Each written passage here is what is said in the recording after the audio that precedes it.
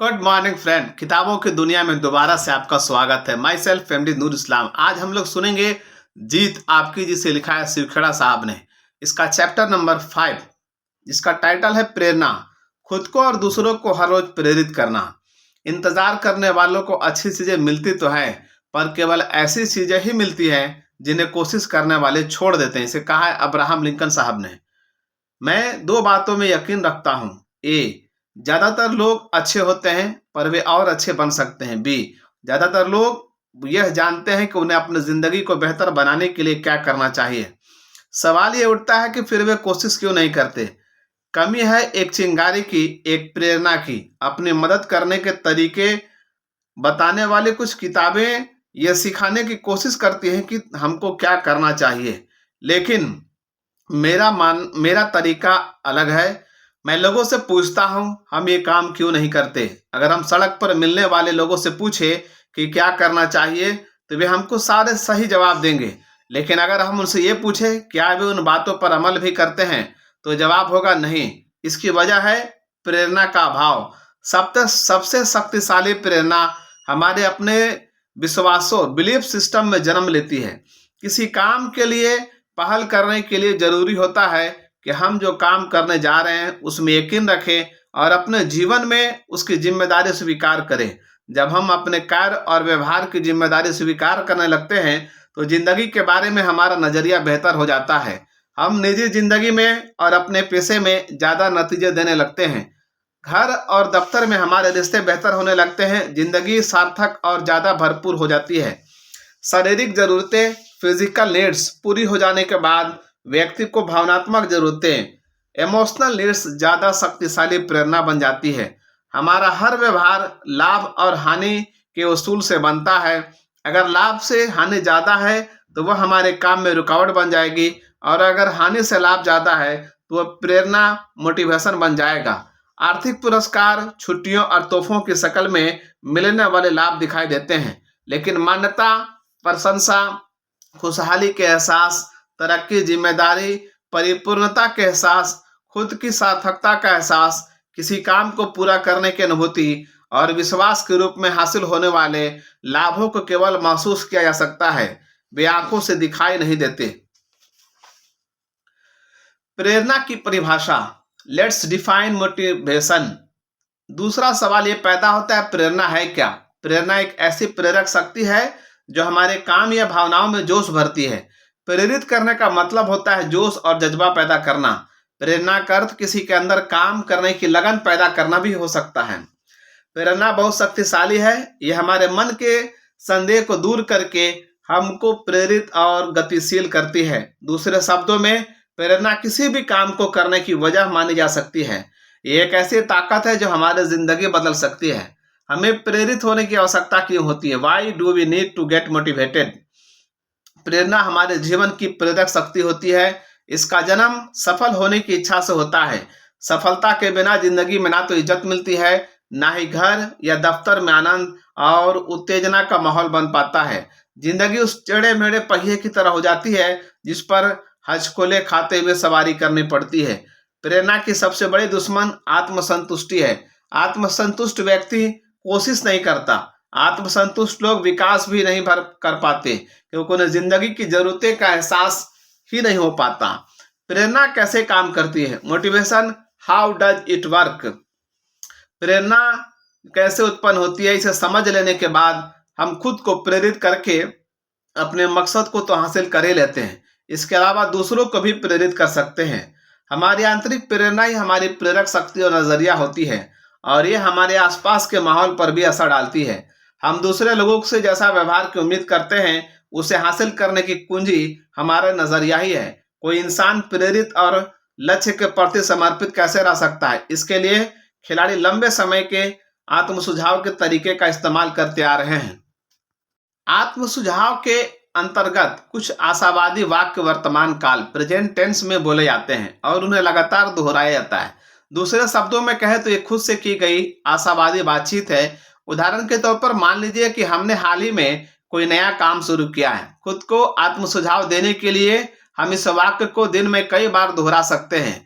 मेरा आत्मविश्वास हर रोज बढ़ता जा रहा है, या फिर मान लीजिए कि हमारा बेटा एक ऐसे दौर से गुजर रहा है जिसमें उसकी हर बात हमारे मन में खींच पैदा करती है।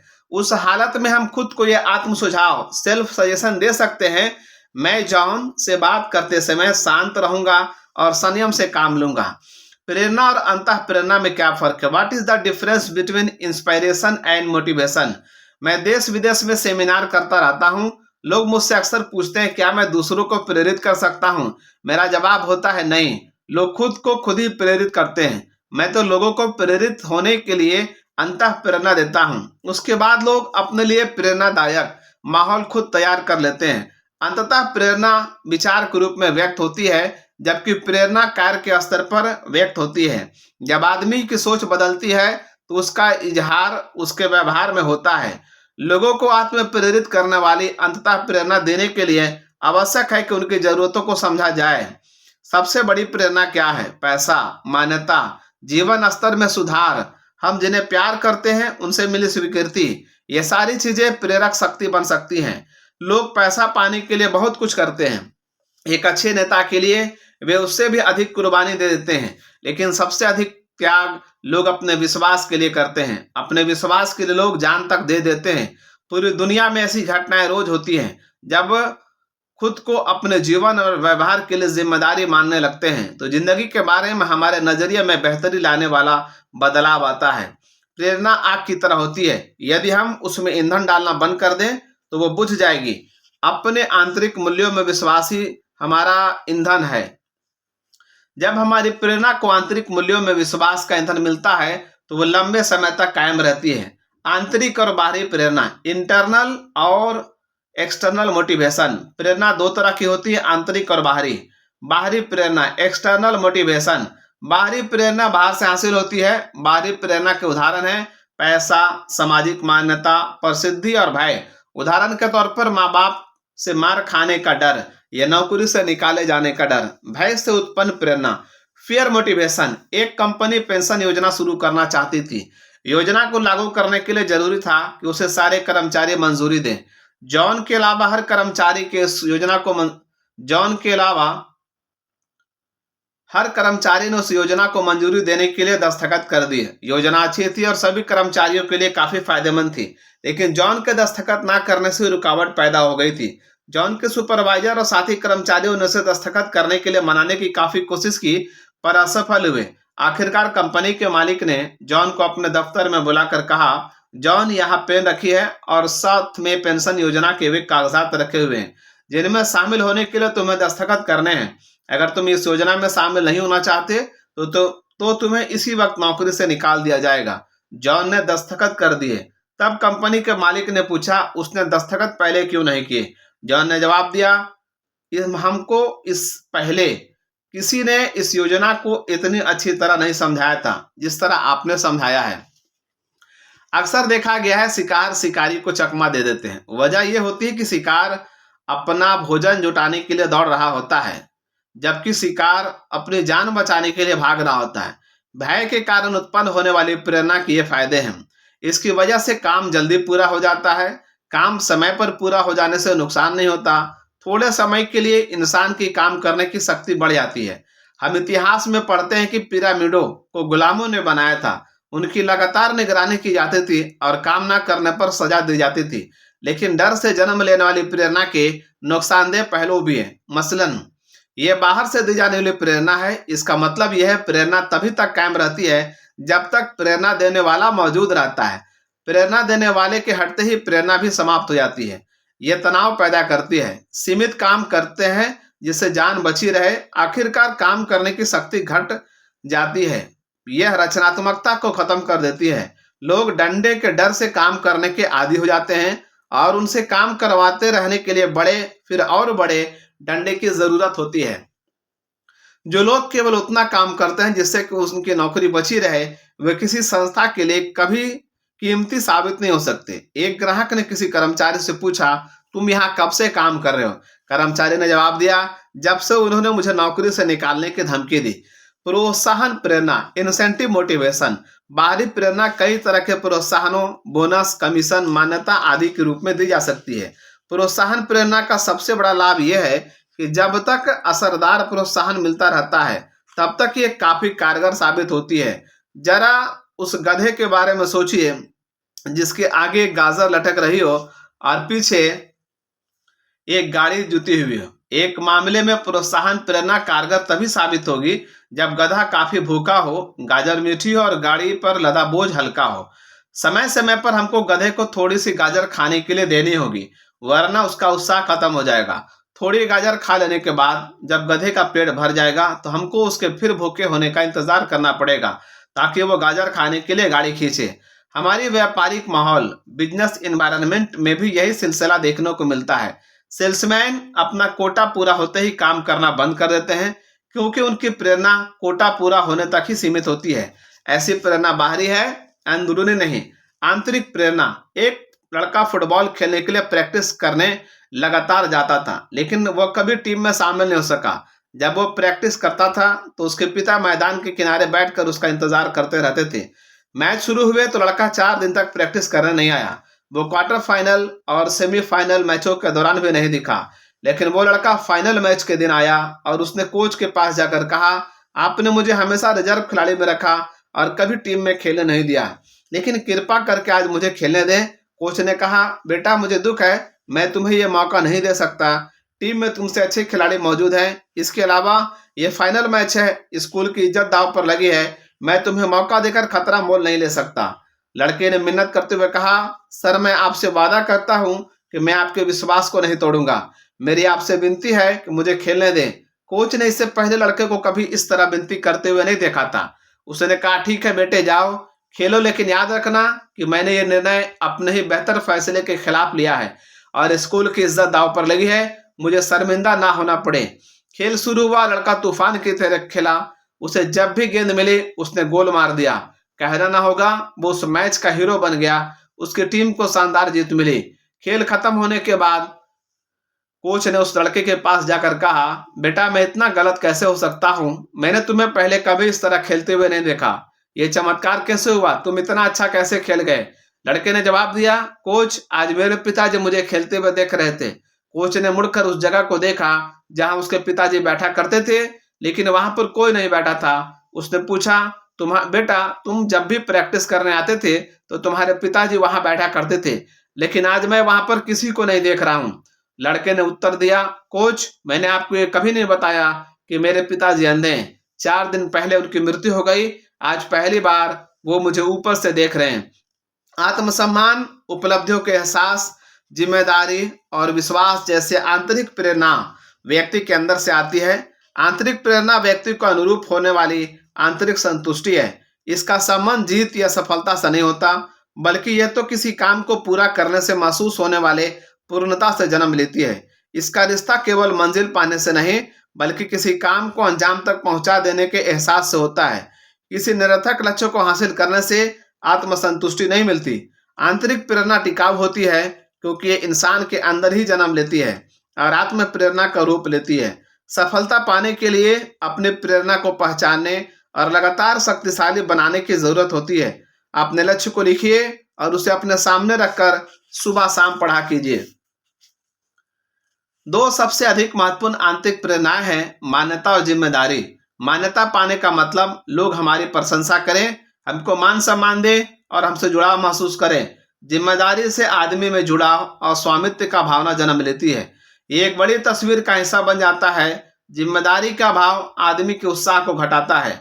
मान्यता बाहरी चीज है क्योंकि ये बाहर से हासिल होती है, हालांकि इसका इजहार एहसास आदमी के अंदर होता है। दूसरी ओर जिम्मेदारी एक अंदरूनी एहसास है और इनकी अनुभूति व्यक्ति को अपने अंदर होती है। जिल का उदाहरण ले। जब एक ग्राहक सेवा प्रतिनिधि थी और इस काम में 6 सालों से जुड़ी थी। इस काम में कर्मचारी जितनी जल्दी जल्दी बदलते हैं उसे देखते हुए वो ये काम लंबे समय से कर रही थी। जिल को अपना काम पसंद था। उसे ग्राहकों से बात करना और उनकी दिक्कतें दूर करना अच्छा लगता था, लेकिन उसे एक बात नापसंद थी। 2 साल से भी कम समय से काम कर रहे दूसरे ग्राहक सेवा प्रतिनिधियों को भी उसकी बराबरी का दर्जा दिया गया था।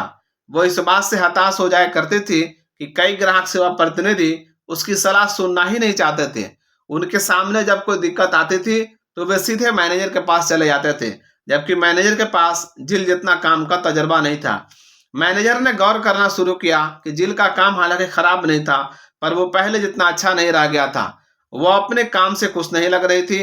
वो इतना अच्छी कर्मचारी को खोना नहीं चाहता था, इसलिए उसने जिल की तनख्वाह बढ़ा दी। लेकिन काम के बारे में जिल का नजरिया नहीं बदला। अधिक पैसा पाना किसी को भी हमेशा अच्छा लगता है, पर जिल तो सम्मान चाहती थी। उसके बाद मैनेजर ने जिल से कुछ देर बात की। उसके असंतोष की वजह जानने के बाद मैनेजर ने जिल को सुपरवाइजर का दर्जा दे दिया और दूसरे प्रतिनिधियों को निर्देश दिया कि भविष्य में आने वाली सारी दिक्कतें का ब्यौरा उस तक जिल के जरिए पहुंचेगा। जिल की बड़ी हुई जिम्मेदारी ने उसका सम्मान पाने की इच्छा पूरी कर दी और उसके काम करने की शक्ति फौरन बढ़ गई। आर्थिक पुरस्कार अस्थायी होते हैं और उनका असर थोड़ी देर के लिए होता है। वे लंबे समय तक आत्मसंतुष्टि नहीं दे पाते। इसके विपरीत किसी सोच को अमल में आते हुए देखने का ख्याल अपने आप में भावनात्मक आत्मसंतुष्टि प्रदान करने वाला होता है। लोग महसूस करते हैं कि उनके साथ बेजान चीजों की तरह पेश नहीं आया जा रहा है। वे खुद को एक उपयोगी टीम का हिस्सा मानने लगते हैं। सही काम करना एक ऐसा पुरस्कार है जो खुद ही प्रेरणादायक है। हम सभी सही या गलत तरीके से प्रेरित हैं। We are all motivated either positively और नेगेटिवली। मैं जब टोरंटो में था तो मैंने दो भाइयों की कहानी सुनी। उनमें से एक नशीली दवाओं का आदी था और अपने परिवार के लोगों को अक्सर पीटा करता था, जबकि दूसरा काफी सफल व्यापारी था। वो समाज से सम्मानित था और उसका एक अच्छा परिवार था। एक ही माँ बाप द्वारा पाले गए, एक ही माहौल में पले बढ़े दो भाई एक दूसरे से इतने अलग कैसे हो गए? पहले भाई से पूछा गया, आप ये सब क्यों करते हैं? आप नशीली दवाओं के आदी हैं, शराबी हैं, अपने परिवार के लोगों को पीटते हैं। आपको ये सब करने की प्रेरणा कहाँ से मिलती है? उसने जवाब दिया, मेरे पिता से। मेरे पिता नशीली दवाओं के आदी थे, शराबी थे और अपने परिवार के लोगों को पीटा करते थे। फिर आप मुझसे क्या बनने की उम्मीद करते हैं? उन्हीं वजह से मैं ऐसा बन गया हूँ। दूसरे भाई से पूछा गया, आप सारे सही काम क्यों करते हैं? आपकी प्रेरणा का स्रोत क्या है? और जरा सोचिए उसने क्या कहा, मैं जब छोटा था तो अपने पिताजी को शराब के नशे में धुत और सारे वक्त काम करते हुए देखा करता था, गलत काम करते हुए देखा करता था। मैंने उसी समय सोच लिया कि मुझे उनके जैसा नहीं बनना है। दोनों भाई एक ही स्रोत से प्रेरणा हासिल कर रहे थे, लेकिन एक उसका इस्तेमाल सही ढंग से और दूसरा गलत ढंग से कर रहा था। गलत ढंग की प्रेरणा इंसान को आसान रास्ता अपनाने की इच्छा पैदा करती है, लेकिन अंत में यह रास्ता ज्यादा मुश्किल साबित होता है। काम के दौरान प्रेरित से प्रेरणाहीन बनने के 4 पड़ाव। On the job the 4 states from motivation to demotivation. कोई काम शुरू करने के बाद लोग अक्सर काम करने की शक्ति और प्रेरणा के कई पड़ावों से गुजरते हैं। पहला, प्रेरित लेकिन बेअसर, मोटिवेटेड इनइफेक्टिव। अपने नौकरी के दौरान कोई कर्मचारी सबसे अधिक प्रेरित कब होता है? जब वो किसी संगठन या संस्था से में शामिल होता है। क्यों? इसलिए कि वो साबित करना चाहता है कि उसे नौकरी पर रखकर नौकरी देने वालों ने सही फैसला लिया है। वो प्रेरित होता है, लेकिन माहौल में नया होने की वजह से वो यह नहीं जानता कि उसे क्या करना है, इसलिए बेअसर होता है। वो एक ऐसा पड़ाव होता है जब कर्मचारी पूरे खुले दिमाग की चीजों को सीखना चाहता है। उस दौरान उसे संस्था ऑर्गेनाइजेशन की संस्कृति कल्चर में ढालना काफी आसान होता है। इस पड़ाव पर उसे ट्रेनिंग और सही दिशा देना जरूरी होता है। गैर पेशेवर संगठनों के पास दिशा देने वाला कोई कार्यक्रम या तो होता ही नहीं है अथवा बेहद घटिया दर्जे का होता है। काम के पहले दिन सुपरवाइजर नए कर्मचारी को उसके काम करने की जगह दिखाता है और उसे क्या करता है ये बताकर फुर्सत पा लेता है। इस तरह वो कर्मचारी को अच्छी बातें बताने के साथ ही अपनी सारी बुराइयां भी दिखा जाता है। नया कर्मचारी सुपरवाइजर की सारी गलतियों को फौरन सीख लेता है, क्योंकि उसे वही सिखाया जाता है। इस तरह वो संगठन नए कर्मचारी को संस्था की संस्कृति में ढालने का मौका गंवा देती है। दूसरी ओर पेशेवर संगठन नए लोगों के भर्ती करने में काफी सावधानी बरतते हैं। वे उससे और बातों के साथ ये बातें भी बताते हैं, पदों का क्रम, एक दूसरे से अपेक्षाएं, क्या करना है और क्या नहीं करना है, मानक, पैरामीटर्स और दिशा निर्देश, क्या स्वीकार किया जा सकता है और क्या स्वीकार नहीं किया जा सकता, संसाधन। जब तक किसी को साफ तौर पर यह ना बताया जाए कि उससे क्या उम्मीदें हैं, तो उसे काम करने की शक्ति दिखाने की उम्मीद कैसे की जा सकती है। यदि कर्मचारी को भर्ती करते समय सावधानी बरती जाए और उसे सही दिशा का ज्ञान कराया जाए तो कई समस्याएं पैदा ही नहीं होंगी। दूसरा, प्रेरित और असरदार, मोटिवेटेड इफेक्टिव। इस पड़ाव पर पहुंचते पहुंचते कर्मचारी यह सीख चुका होता है उसे क्या करना है और वो कामों को जोश व खरोश के साथ काम करता है। वो अपने पेशे को समझ चुका होता है और यह बात उसके काम करने की शक्ति में दिखाई देती है। उसके बाद वो अगले पड़ाव की ओर बढ़ता है। तीसरा, प्रेरणाहीन पर असरदार, डिमोटिवेटेड इफेक्टिव। कुछ समय के बाद कर्मचारी की प्रेरणा में कमी आने लगती है। वो अपने पेशे की तिगड़े ट्रिक्स ऑफ द ट्रेड सीखने लगता है। इस पड़ाव पर पहुंचकर कर्मचारी प्रेरणाहीन हो चुका होता है। वो इतना काम तो करता रहता है जिससे कि मालिक को उसे नौकरी से निकालने का मौका ना मिले, लेकिन वो प्रेरित होकर काम नहीं करता। यह कर्मचारी के विकास के लिए लिहाज से नुकसानदायक होता है। किसी भी संस्था में अधिकतर लोग इसी तीसरे पड़ाव पर होते हैं। एक प्रेरित पेशेवर कर्मचारी अपने पेशे की बारीकियों को अच्छी तरह सीखता है और तिगड़मों को धोखेबाजों और धूर्तों के लिए छोड़ देता है। लेकिन एक प्रेरणाहीन कर्मचारी कंपनी के नुकसान पहुंचाता है। उसकी खुद की काम करने की शक्ति कामचलाऊ होती है और वह अच्छे काम करने की शक्ति वाले कर्मचारियों का मजाक उड़ाने लगता है। वह नए विचार नहीं अपनाना चाहता और अपने चारों ओर निराशा फैलाता है। हमारा मकसद ऐसे कर्मचारियों को वापस दूसरे पड़ाव पर लाना, यानी ट्रेनिंग के जरिए उन्हें फिर से प्रेरित और असरदार बनाना है। किसी कर्मचारी को अधिक समय तक तीसरे पड़ाव पर नहीं रहना चाहिए, क्योंकि यहाँ से वे या तो दूसरे पड़ाव पर वापस लौट कर एक बार फिर प्रेरित और असरदार कर्मचारी बन जाते हैं अथवा चौथे पड़ाव पर पहुंच जाते हैं। पॉइंट नंबर 4, प्रेरणाहीन बेअसर, डिमोटिवेटेड इनइफेक्टिव। अगर कोई कर्मचारी इस पड़ाव पर पहुंच जाता है तो फिर मालिक के पास उसे नौकरी से निकालने के अलावा कोई रास्ता नहीं बच जाता। इस बिंदु पर सबसे उचित कदम यही होता है। याद रखिए कि मालिक भी वही चाहते हैं जो कर्मचारी चाहते हैं। वे व्यापार को बढ़ाना और सफल बनाना चाहते हैं। अगर कर्मचारी इस मकसद में मदद देते हैं तो वे मालिक के लिए कीमती बन जाते हैं और खुद अपने लिए भी कामयाबी हासिल कर लेते हैं। प्रेरणाहीन बनाने वाले कारण, डिमोटिवेटिंग फैक्टर्स। शुरू में प्रेरित रहने वाला कर्मचारी उस पड़ाव से खिसक कर प्रेरणाहीन कैसे बन जाता है। कर्मचारी को प्रेरणाहीन बनाने वाले कुछ कारण ये हैं। अनुचित आलोचना, अनफेयर क्रिटिसिज्म, नकारात्मक आलोचना, नेगेटिव क्रिटिसिज्म, सबके सामने अपमानित किया जाना, पब्लिक ह्यूमिलिएशन। काम ना करने वालों को पुरस्कृत करने से काम करने वाला का उत्साह कम होता है। Rewarding the non performers which can be demotivating for the performers.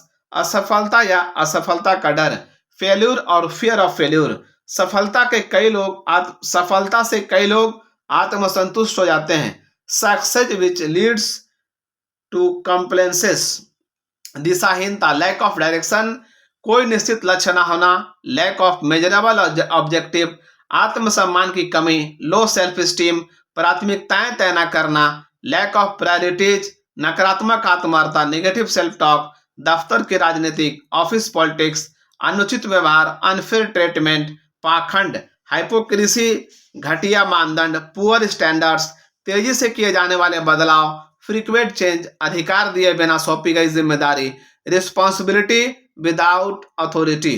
कोई आवश्यक नहीं है कि एक संतुष्ट व्यक्ति प्रेरित भी हो।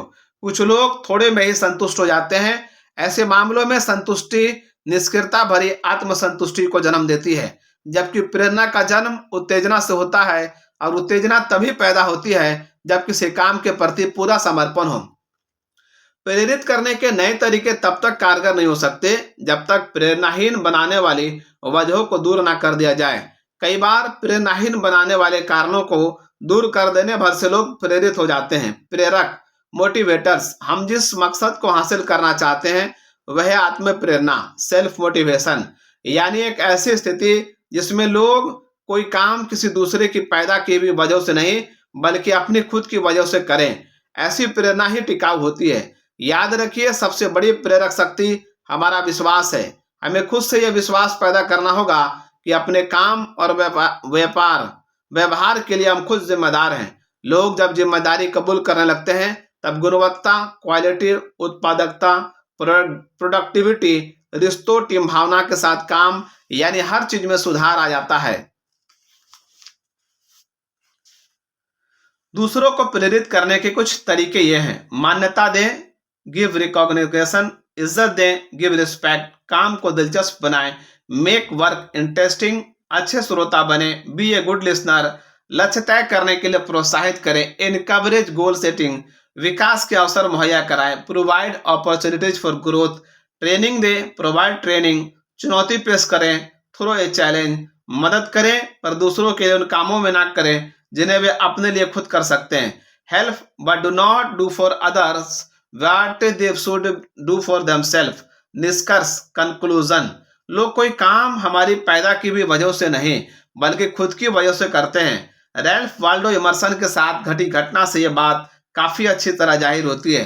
एक बार इमर्सन और उनका बेटा एक बछड़ों को बखार में घुसाने की कोशिश कर रहे थे। बछड़े को खींच खींच कर और धक्का दे देकर बाप बेटे बुरी तरह थक गए, पर बछड़ा बखार में नहीं घुसा। तभी एक छोटी सी लड़की उधर से गुजरी, उसने अपनी नन्ही सी उंगली बछड़े के मुंह में डाल दी। उसके बाद तो बछड़ा उंगली को चूसते हुए उस लड़की के पीछे पीछे बघार में बड़े आराम से चला गया। कार्य योजना, सावर के नीचे नहाने वाला हर आदमी इस बात को जानता है, यह आदमी ही है जो बौछारों से बाहर आता है, खुद को सुखाता है और कुछ ऐसे काम करता है जिससे एक उम्दा फर्क पड़ता है। इसे कहा है नोलन बुस्नेल ने। पॉइंट नंबर 1, ट्रेनिंग के जरिए गर्व की भावना विकसित कीजिए। पॉइंट नंबर 2, कार्यक्षमता प्रदर्शित करने वालों को पुरस्कृत कीजिए।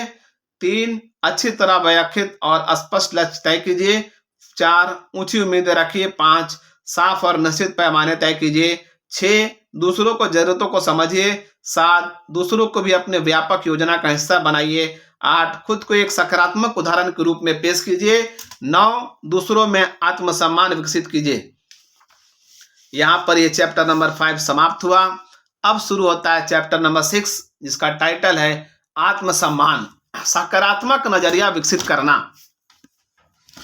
कोई आदमी अपने बारे में जो सोचता है उसी से उसकी तकदीर तय होती है या उसके भाग्य के बारे में संकेत मिलता है। इसे कहा है हेनरी डेविड थोरो ने। एक भिखारी एक स्टेशन पर पेंसिलों से भरा कटोरा लेकर बैठा हुआ था।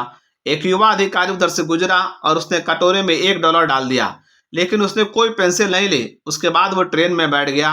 डिब्बे का दरवाजा बंद ही होने वाला था कि अधिकारी एकाएक ट्रेन से उतरकर भिखारी के पास लौटा और कुछ पेंसिलें उठाकर बोला, मैं कुछ पेंसिल लूंगा, इनकी कीमत है। आखिरकार तुम एक व्यापारी हो और मैं भी।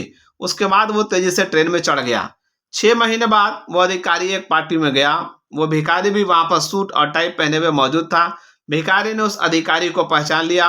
वो उसके पास जाकर बोला, आप शायद मुझे नहीं पहचान रहे हैं, लेकिन मैं आपको पहचानता हूं। उसके बाद उसने 6 महीने पहले घटी घटना का जिक्र किया। अधिकारी ने कहा, तुम्हारे याद दिलाने पर मुझे याद आ रहा है कि तुम भीख मांग रहे थे। तुम यहाँ सूट और टाई में क्या कर रहे हो? भिखारी ने जवाब दिया, आपको शायद मालूम नहीं कि आपने मेरे लिए उस दिन क्या किया। मुझे दान देने के बजाय आप मेरे साथ सम्मान के साथ पेश आए। आपने कटोरों से पेंसिल उठाकर कहा, इनकी कीमत है। आखिरकार तुम एक व्यापारी हो और मैं भी। आपके जाने के बाद मैंने सोचा, मैं यहाँ क्या कर रहा हूँ, मैं भीख क्यों मांग रहा हूँ। मैंने अपने जिंदगी को संवारने के लिए कुछ अच्छा काम करने का फैसला किया। मैंने अपना झोला उठाया और काम करने लगा। आज मैं यहाँ मौजूद हूँ। मुझे मेरा सम्मान लौटाने के लिए मैं आपको धन्यवाद देता हूँ। उस घटना ने मेरा जीवन बदल दिया। भिखारी की जिंदगी में क्या बदलाव आया? बदलाव ये आया कि उसका आत्मसम्मान जाग गया और उसके साथ ही उसकी कार्यक्षमता भी बढ़ गई। हमारी जिंदगी में आत्मसम्मान इसी तरह जादुई असर डालता है। आत्मसम्मान और कुछ नहीं बल्कि खुद अपने बारे में हमारी सोच है। अपने बारे में हमारी जो राय होती है उसका हमारी काम करने की शक्ति, रिश्तों, माँ बाप के रूप में हमारी भूमिका, जिंदगी में हमारी उपलब्धियों यानी हर चीज पर काफी गहरा असर पड़ता है। ऊंचे दर्जे के आत्मसम्मान में जिंदगी खुशहाल, संतुष्ट और मकसदों से भरी जिंदगी बनती है। हम अगर खुद को मूल्यवान नहीं मानते तो हम में ऊंचे दर्जे का स्वाभिमान भी पैदा नहीं होगा।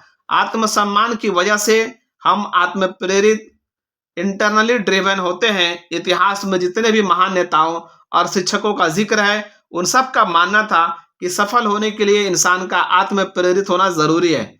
हम अपने बारे में जो सोचते हैं उसका एहसास अनजाने में ही दूसरों को भी करा देते हैं और दूसरे लोग हमारे साथ उसी ढंग से पेश आते हैं। ऊंचे दर्जे के आत्मसम्मान वाले लोग खुद में दृढ़ विश्वास और क्षमता पैदा करते हैं और वे जिम्मेदारियां कबूल करने के लिए तैयार रहते हैं। वे जिंदगी का सामना आशावादी नजरिए के साथ करते हैं, रिश्तों को बेहतर बनाते हैं और उनके जीवन में अधिक परिपूर्णता होती है। वे प्रेरित और महत्वाकांक्षी होते हैं। वे अधिक संवेदनशील भी होते हैं। उनका काम करने की क्षमता और खतरे मोल लेने की योग्यता बढ़ जाती है। नए अवसरों और चुनौतियों को वे खुले मन से स्वीकार करते हैं। वे बड़ी चतुराई और सरलता के साथ दूसरों की आलोचना या तारीफ कर सकते हैं और अपनी आलोचना या प्रशंसा स्वीकार कर सकते हैं। आत्मसम्मान एक ऐसा एहसास है जो अच्छाई को समझने और उस पर अमल करने से पैदा होता है। आत्मसम्मान हमारी खुद की सोच है। Self esteem is our self concept. एक किसान ने अपने खेतों में लौकी बोई। उसने बिना कुछ सोचे समझे एक छोटी सी लौकी को बेल समेत एक शीशे के जार में रख दिया। फसल काटने के समय उसने देखा जार में रखी लौकी केवल उतनी ही बड़ी हो सकी जितना बड़ा जार था। जिस तरह लौकी उसे रोकने वाली हदों से अधिक नहीं बढ़ सकी, उसी तरह हम भी अपनी सोच के दायरे से आगे नहीं बढ़ सकते। उन दायरों की हदें जो भी हो। ऊंचे दर्जे के आत्मसम्मान के कुछ फायदे। Some advantage of high self esteem. लोगों की भावनाओं और उनकी उत्पादकता के बीच सीधा रिश्ता होता है। ऊंचे दर्जे के आत्मसम्मान का इजहार अपने आप को, दूसरों को तथा जायदाद, कानून, माँ बाप और देश को दी जाने वाली इज्जत से होता है। इसका उल्टा भी उतना ही होता है। ऊंचे दर्जे का आत्मसम्मान, हाई सेल्फ स्टीम, दृढ़ विश्वास पैदा करता है, जिम्मेदारियां कबूल करने की इच्छा पैदा करता है, आशावादी नजरिया बनाता है, रिश्ते बेहतर बनाता है और जिंदगी में परिपूर्णता लाता है। दूसरों की जरूरतों के प्रति व्यक्ति को संवेदनशील बनाता है और देखभाल का नजरिया बनाता है। व्यक्ति को खुद से प्रेरित और महत्वाकांक्षी बनाता है। आदमी की सोच में नए अवसरों और चुनौतियों को कबूल करने के लिए खुलापन लाता है। कार्य करने की क्षमता और खतरे मोल लेने की योग्यता बढ़ाता है। आदमी को प्रशंसा और निंदा का लेन देन चतुराई और सरलता के साथ करने में मदद देता है। ऊंचे दर्जे के आत्मसम्मान वाला व्यक्ति अपनी साख, क्रेडिबिलिटी गंवाने के बजाय व्यापार में घाटा उठा लेता है क्योंकि वो अपने साख को अनमोल मानता है। घटिया किस्म का आत्मसम्मान, लो सेल्फ स्टीम। हम घटिया किस्म के आत्मसम्मान वाले लोगों को कैसे पहचानेंगे? ऐसे लोग कैसा व्यवहार करते हैं? आगे दी गई सूची में ऐसे लोगों के कुछ लक्षण दिए गए। इससे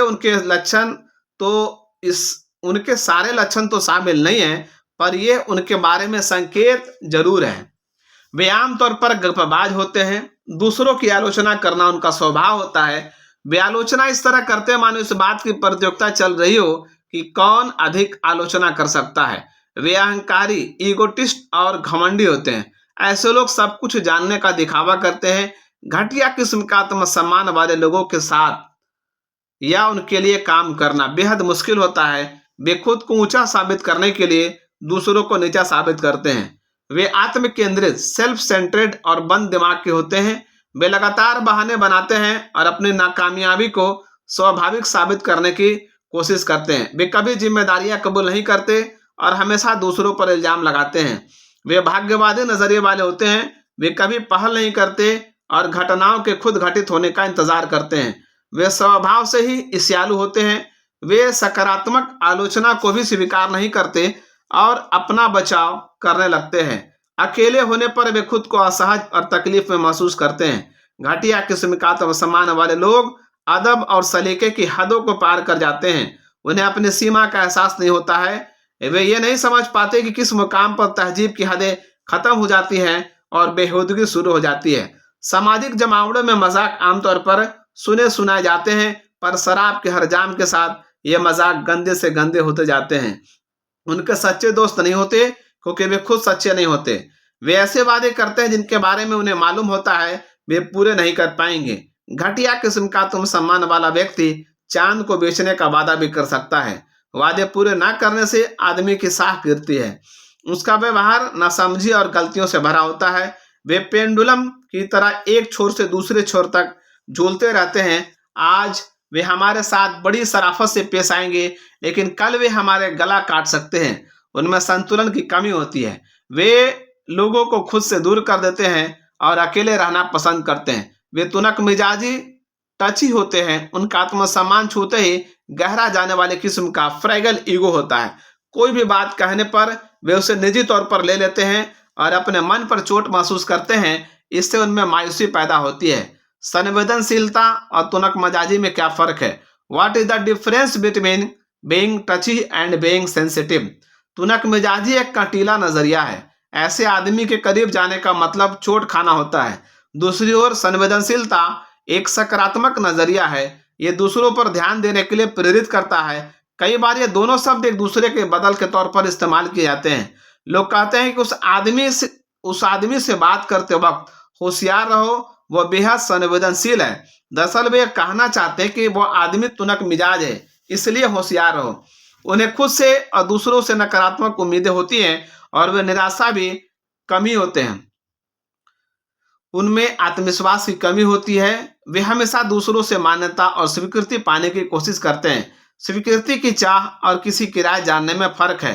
वास्तव में राय जानने का मतलब सलाह मांगना होता है। वे अपने बारे में डींगे हाँकते हैं। दरअसल ये आत्मविश्वास की कमी की निशानी है। वे दब्बू और डरपोक स्वभाव के होते हैं। वे अपने वजूद के लिए खुद को शर्मिंदा महसूस करते हैं। ऐसे लोग खुद को हमेशा झुका लेते हैं, लेकिन वो उनकी विनम्रता नहीं होती। विनम्रता आत्मविश्वास से पैदा होती है, जबकि दब्बूपन की वजह से आत्मविश्वास की कमी होती है। जिस आदमी में आत्मविश्वास की कमी हो वो असरदार नेता नहीं बन सकता। दूसरे लोग उसके अंदर आत्मविश्वास की कमी को महसूस कर लेते हैं, लिहाजा उनकी नजर में उनकी इज्जत घट जाती है।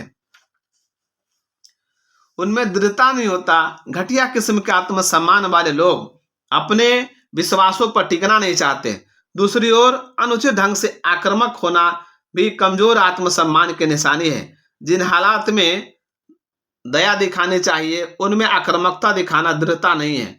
आत्मविश्वास की कमी की वजह से वे पिछलग्गू कन्फर्मिस्ट बिहेवियर्स बन जाते हैं। वे सोचते हैं जब हर इंसान ऐसा कर रहा है तो मुझे भी यही काम करना चाहिए। हम हर रोज लोगों को साथियों के दबाव के आगे घुटने टेकते देखते हैं, ये जानने के बावजूद कि वे जो काम कर रहे हैं उससे उन्हें या दूसरों को नुकसान पहुंच सकता है।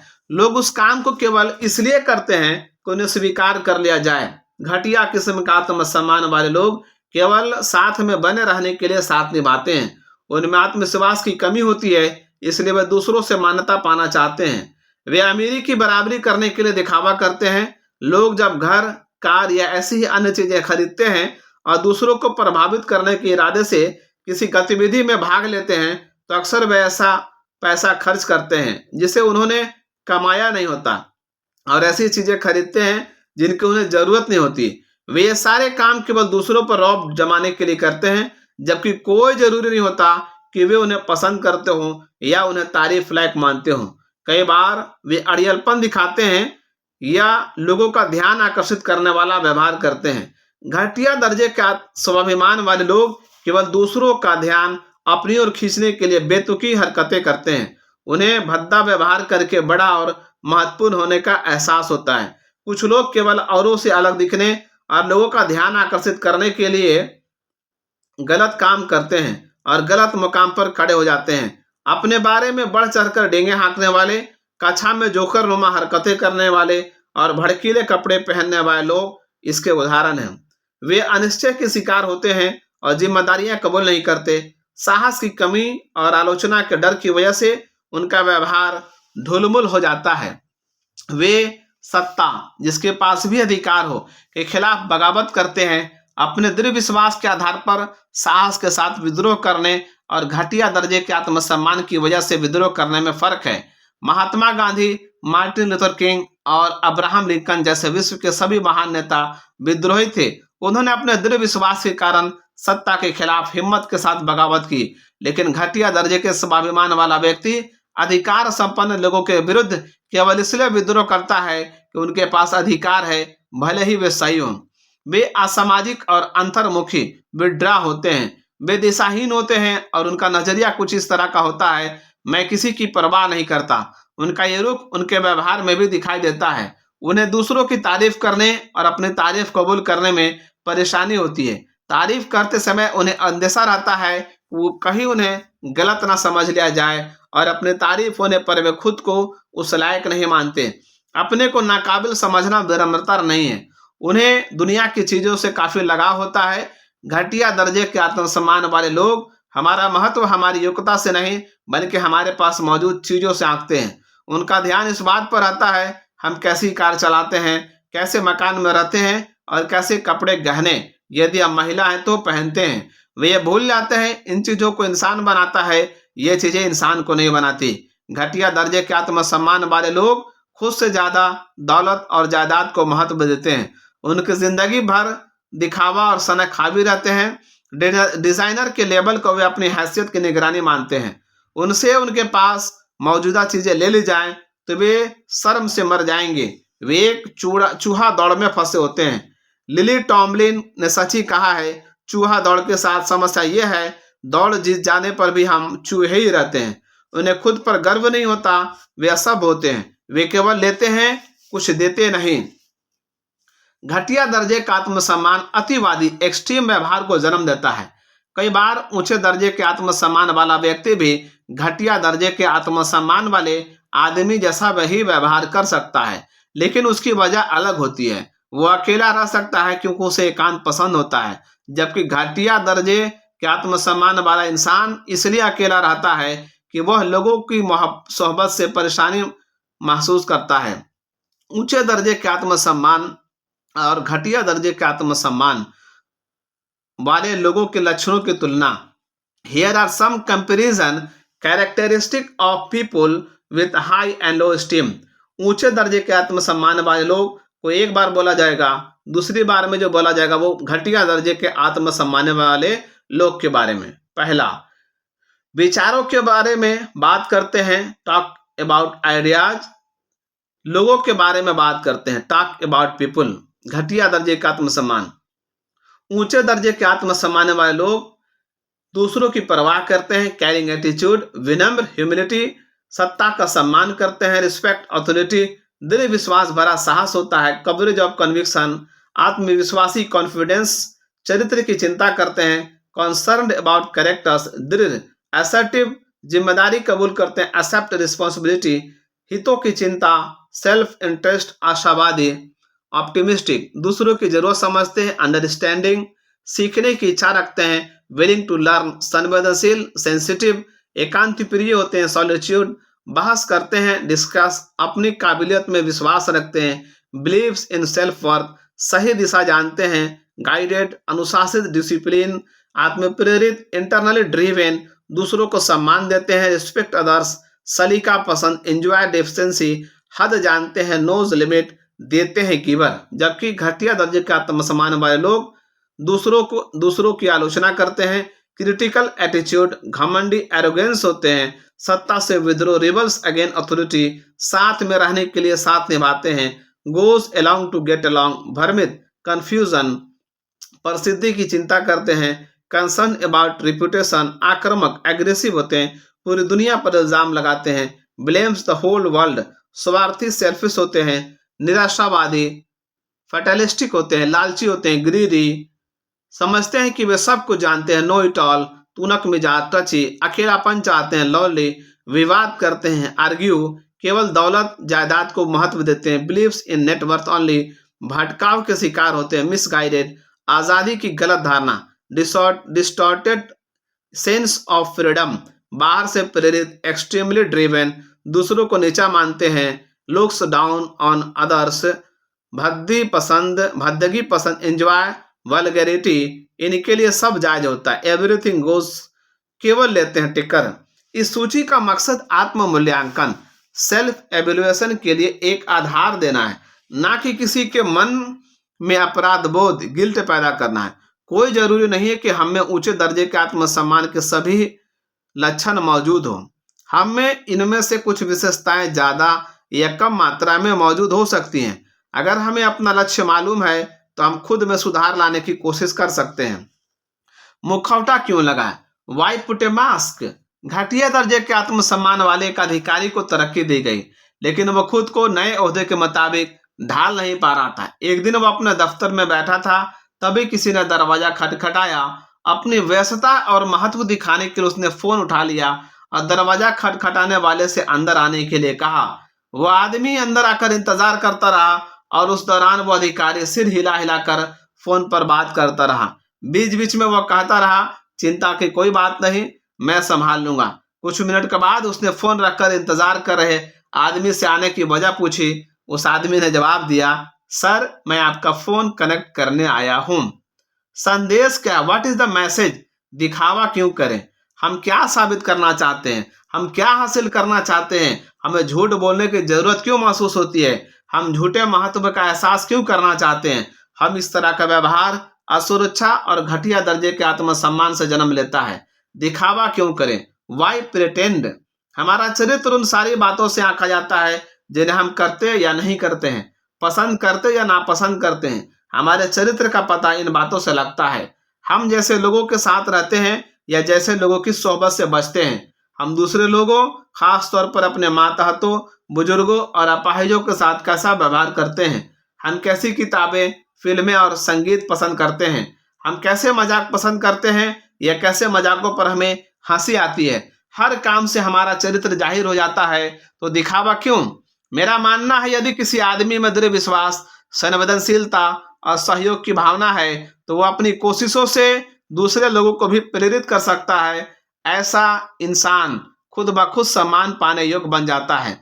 सकारात्मक आत्मसम्मान, पहला आत्मसम्मान सेल्फ रिस्पेक्ट, दूसरा आत्मविश्वास सेल्फ कॉन्फिडेंस, तीसरा आत्म महत्व सेल्फ वर्थ, चौथा आत्म स्वीकृति सेल्फ एक्सेप्टेंस, पांचवा आत्म प्रेम सेल्फ लव, छठा आत्मज्ञान सेल्फ नॉलेज, सातवां आत्म अनुशासन सेल्फ डिसिप्लिन। नकारात्मक आत्मसम्मान, आत्म तिरस्कार सेल्फ पुट डाउन, आत्म संशय सेल्फ डाउट, आत्म प्रताड़ना सेल्फ अब्यूज, आत्म निषेध सेल्फ डेनियल, आत्म केंद्रित सेल्फ सेंटर्डनेस, आत्म प्रवचना सेल्फ डिसेट, आत्मशीलता आत्मलीनता सेल्फ इंटेलिजेंस। हम अपने बारे में जिस ढंग से सोचते हैं वही हमारा आत्मसम्मान है, और हमारे मन में खुद को जैसा देखते हैं वही हमारी आत्म छवि सेल्फ इमेज है। हम जब खुद के बारे में अच्छा महसूस करते हैं तो पूरी दुनिया अच्छी लगने लगती है, हमारी उत्पादकता बढ़ जाती है और रिश्ते बेहतर हो जाते हैं। इसका उल्टा भी उतना ही सही है। ऊंचे दर्जे के आत्मसम्मान का मतलब अहंकार बढ़ाना नहीं होता। अगर किसी इंसान के अपने ही मन में शांति नहीं है तो वो दूसरों के साथ भी शांति से नहीं रह सकता। जो चीज हमारे पास है ही नहीं उसे हम दूसरों को कैसे दे सकते हैं। अगर हम में आत्मसम्मान पैदा करने वाली खूबियां नहीं है तो हम उन्हें दूसरों के साथ बांट भी नहीं सकते। हमें सबसे पहले ईमानदारी के साथ अपना मूल्यांकन एवेल्युएट करके खुद से बातचीत करना होगा। विमान में बैठने वाले मुसाफिरों को सुरक्षा के लिए निर्देश दिया जाता है कि वे अपने बच्चे को ऑक्सीजन मास्क लगाने से पहले वे खुद ऑक्सीजन मास्क लगा लें। यह स्वार्थ नहीं है। शारीरिक रूप से दूसरों की मदद करने से पहले हमको खुद शारीरिक रूप से मजबूत होना होगा। भावनात्मक रूप से दूसरों की मदद करने से पहले हमको खुद भावनात्मक रूप से मदद करनी होगी। घटिया दर्जे के आत्मसम्मान को जन्म देने वाली वजह, causes of low self esteem. हम जन्म लेने के साथ ही अपने सकारात्मक या नकारात्मक आत्मसम्मान का विकास करने लगते हैं। हम खुद अपने बारे में एक सोच कायम कर लेते हैं जिसे दूसरे लोग और पुख्ता बना देते हैं। नकारात्मक आत्मवार्ता या नकारात्मक आत्म सुझाव, नेगेटिव सेल्फ टॉक और नेगेटिव ऑटो सजेशन। नकारात्मक आत्मवार्ता के दौरान हम खुद से जाने अनजाने कुछ ऐसी बातें कहते हैं, मेरी याददाश्त कमजोर है, मैं हिसाब किताब में कच्चा हूं, मैं खिलाड़ी नहीं हूं, मैं थक गया हूं। इस तरह की बातें केवल नकारात्मकता को मजबूती प्रदान करती है और हमें नीचे गिराती है। जल्द ही हमारा दिमाग इन बातों में विश्वास करने लगता है और हमारे व्यवहार में भी उसी मुताबिक बदलाव आने लगता है। ये बातें अपने आप हकीकत बन जाने वाली भविष्यवाणियों का रूप ले लेती हैं। वातावरण, इन्वायरमेंट, घर, होम। माँ बाप अपने बच्चों को जो सबसे बड़ा तोहफा दे सकते हैं वह है अच्छी बुनियाद। परिवार से हमें जो सबसे अच्छी चीज मिल सकती है वह है बुनियाद। एक लड़की का शिष्ट और विनम्र व्यवहार देखकर उसके अध्यापक ने पूछा, तुम्हें इतना शिष्ट और विनम्र होना किसने सिखाया? लड़की ने जवाब दिया, किसी ने नहीं, हमारे परिवार में लोग ऐसा ही व्यवहार करते हैं। परवरिश, अपब्रिंगिंग। प्रिय नागरिकों, तुम अपने बच्चों की देखभाल में इतना कम ध्यान क्यों देते हो और दौलत पाने के लिए पत्थरों को तराशते में इतना ज्यादा समय क्यों देते हो, जबकि एक दिन ये सब बच्चों के लिए ही छोड़ जाना है। इसे कहा है सुकरात ने। अपने बच्चों की अच्छी परवरिश करने के लिए हमें दुगना वक्त और आधा पैसा खर्च करना चाहिए। कम उम्र में कुछ सीखने में उतनी तकलीफ नहीं होती जितनी कि बड़े होकर अनजान बने रहने में होती है। ऊंचे दर्जे के स्वाभिमान वाले माँ बाप अपने बच्चों में आत्मविश्वास, ऊंचे दर्जे का आत्मसम्मान और सकारात्मक धारणाएं, कॉन्सेप्ट विश्वास और मूल्य वैल्यूज को विकसित करते हैं। इसका उल्टा भी उतना ही सही है। अच्छे माँ बाप का मिलना हमारी विरासत की बहुत बड़ी देन होती है। धोखाधड़ी वाले कामों से जुड़े माँ बाप दुर्भाग्य से भावी पीढ़ियों के लिए बुरे उदाहरण पेश करते हैं। हमारे आदर्श या सलाहकार हमारे माँ बाप, संबंधी, शिक्षक या ऐसा कोई भी व्यक्ति हो सकता है जिसकी हम काफी इज्जत करते हैं। अपने जीवन के शुरुआती दिनों में बच्चे उन बड़े लोगों को प्रेरणा देते हैं जो ओहदेदार और असरदार होते हैं। बड़े होकर भी हम अपने सुपरवाइजरों और मैनेजरों को आदर्श के रूप में देखते हैं। नन्ही आंखों के घेरे में रात और दिन दो नन्ही आंखें देखे तुझको, तेरे हर एक शब्द पर उसके कान लगे हैं। उसके छोटे हाथ चाहे तुझे शाही करना, ख्वाबों में भी देखे वो तुझसा ही बनना। सबसे बुद्धिमान तुम उसके आदर्श बने हो, रत्ती भर संदेह नहीं उसको तुझ पर। भक्ति भाव से करता वो विश्वास है तुझी पर, तेरी कथनी करने ही सवार है उस पर। तुझसा गर वो कहे करेगा, तभी तो बन पाएगा तुझसा। आश्चर्यचकित वो नन्हा मुन्ना, करे या टूटी विश्वास है तुझ पर। उसकी आंखें तुझे दिन रात तक तके हैं, बनाए राह अपने नित्य क्रम से। उसके लिए जो इंतजार में है बड़ा होकर तुझसा बनने के। बच्चे बिगड़ैल क्यों बनते हैं? Why what makes a child delinquent? उसे बताइए कि हर चीज की एक कीमत होती है, लिहाजा एक दिन वो अपनी ईमानदारी को बेच देगा। उसे किसी भी बात पर दृढ़ न रहने की शिक्षा दीजिए, लिहाजा वो हर चीज पर फिसलेगा। उसे सिखाइए कि जिंदगी में कामयाबी सब कुछ है, लिहाजा वो हर तिकड़म करके कामयाब होने की कोशिश करेगा। उसे बचपन से ही वो सब कुछ दीजिए जिसकी उसे चाहत है, लिहाजा वो इस सोच के साथ बड़ा होगा कि उसकी जिंदगी की जरूरतें पूरी करना दुनिया की जिम्मेदारी है और उसके सामने हर चीज तरस्तरी में परोस कर पेश कर दी जाएगी। जब वो गंदे लफ्जों का इस्तेमाल करे तो उस पर हंसिए, इससे वह खुद को चतुर समझने लगेगा। उसे नैतिकता सिखाने के बजाय उसके 21 साल का होने का इंतजार कीजिए ताकि वो अपने बारे में खुद फैसला कर सके। उसे सही दिशा का ज्ञान कराए बिना चुनाव करने की आदत दीजिए। उसे ये कभी ना सिखाइए कि हर चुनाव का एक नतीजा भी होता है। उसे उसकी गलतियों के बारे में ये सोचकर कभी कुछ ना बताइए कि इससे उसके मन में कुंठा, कॉम्प्लेक्स पैदा हो जाएगी। लिहाजा कोई गलत काम करते हुए पकड़े जाने पर वह मानेगा कि समाज उसके खिलाफ है। उसके आसपास बिखरी हुई हर चीज जैसे कि किताबें, जूते, कपड़े वगैरह खुद उठाइए, उसका हर काम खुद कीजिए। नतीजा ये होगा कि उसे अपनी सारी जिम्मेदारियां दूसरों के कंधों पर डालने की आदत हो जाएगी। वो जो भी चीजें देखना सुनना चाहे उसे देखने और सुनने की आजादी दीजिए। उसके शरीर में जाने वाली खुशबू पर तो ध्यान दीजिए, पर उसके मस्तिष्क में कूड़ा जाने दीजिए। दोस्तों के बीच लोकप्रिय होने के लिए उसे कुछ भी करने दीजिए। उसकी मौजूदगी में अक्सर झगड़िए, लिहाजा घर के टूटने पर उसे कोई अचरज नहीं होगा। वो जितना पैसा मांगे उसे दीजिए। उसे पैसे की कीमत कभी ना समझाइए। इस बात का पूरा ध्यान रखिए कि उसे वैसी दिक्कतों का सामना कभी ना करना पड़े जिनका सामना हमको करना पड़ा था। खाने पीने और ऐशो आराम की सारी शारीरिक जरूरतों को यह सोचकर फौरन पूरा कर दीजिए कि चीजें ना मिलने पर वो हताश होगा। पड़ोसियों और अध्यापकों के सामने ये सोचकर हमेशा उसका पक्ष लीजिए कि हमारे बच्चे के लिए उनके में मैल है।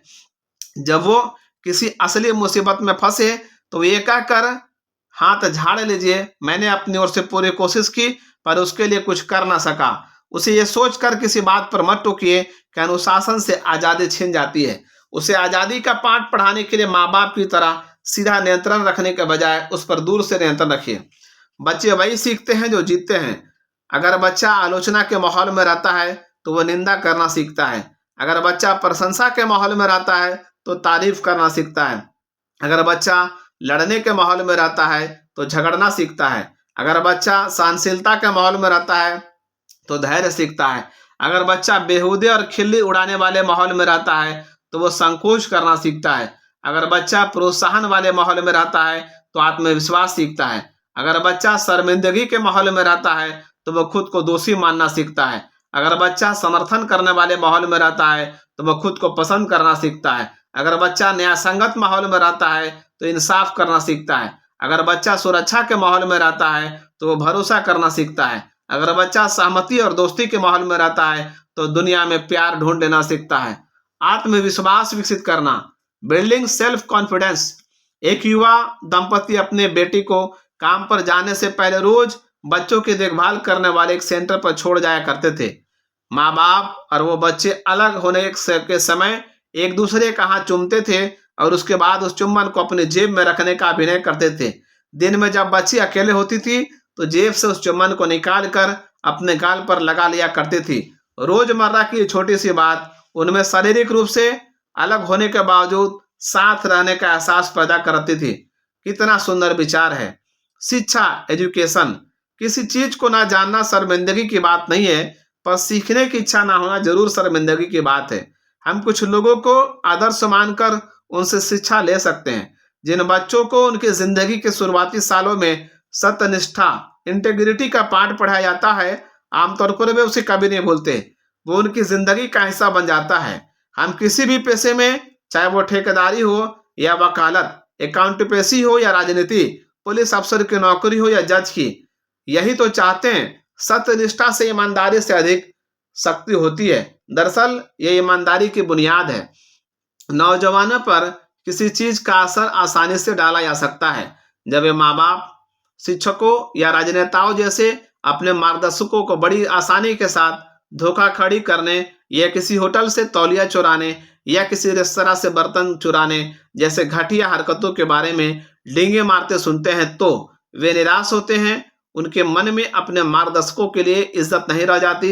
ऐसी चीजें लगातार देखते रहने पर वे उन्हें स्वीकार करने लगते हैं। घटिया आदर्श, पुअर रोल मॉडल्स।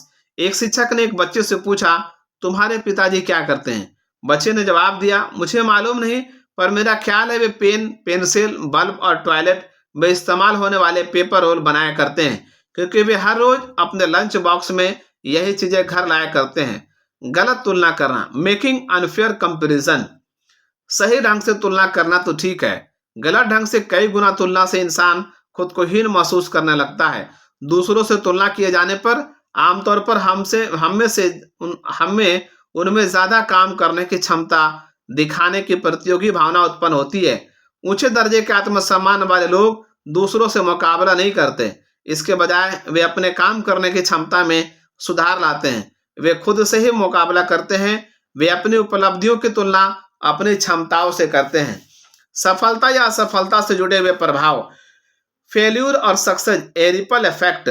इस कहावत में काफी सच्चाई है कि सफलता सफलता को और असफलता असफलता को जन्म देती है।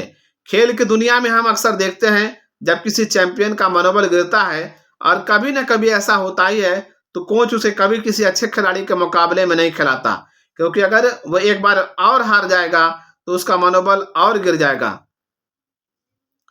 उसका आत्मविश्वास वापस पाने के लिए कोच उसे किसी कमजोर खिलाड़ी के मुकाबले खिलाता है और उस जीत से चैंपियन का मनोबल बढ़ जाता है।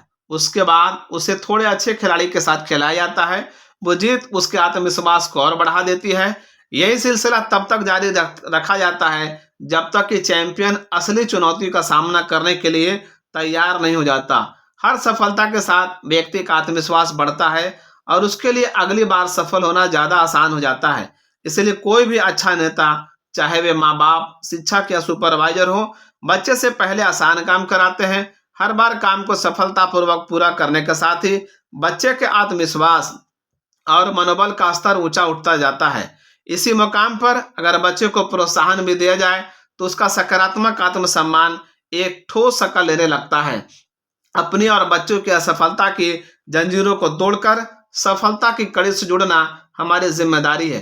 असफल होने को असफलता मानने की गलती करना, कंफ्यूजिंग फीलिंग विथ फेल्यूर। सफलता में 99% असफलता शामिल होती है। इसे कहा है Soichiro Honda, Honda motor corporation के संस्थापक। किसी खास मामले में असफल होने पर ज्यादातर लोग इतने मायूस हो जाते हैं कि खुद को असफल मानने लगते हैं। वे नहीं समझते कि असफलता मिलने का मतलब ये नहीं होता कि वे असफल व्यक्ति हैं। मुझे असफलता मिल सकती है पर मैं असफल व्यक्ति नहीं हूँ। मुझे मूर्ख बनाया जा सकता है पर मैं मूर्ख नहीं हूँ। हम असफल व्यक्ति तभी माने जाएंगे जब मैदान छोड़ देंगे। अभिभावकों, शिक्षकों और सुपरवाइजरों की गैरवाजिब उम्मीदें, unrealistic expectation of perfection bye parents, teachers and supervisors. मान लीजिए कोई बच्चा स्कूल से अपना रिपोर्ट कार्ड लेकर आता है। उसे 5 विषयों में ए ग्रेड और 1 विषय में बी ग्रेड मिला है। आमतौर पर माँ बाप का पहला सवाल ये होता है, तुम्हें बी ग्रेड क्यों मिला? क्या माँ बाप को बच्चे को बी ग्रेड हासिल करने के लिए बधाई देनी चाहिए और उसके इस निचले स्तर के ग्रेड को कबूल करना चाहिए? बिल्कुल नहीं। बच्चा दरअसल ये चाहता है कि उसे 5 विषय में ए ग्रेड हासिल करने के लिए शाबाशी और बढ़ावा दिया जाए।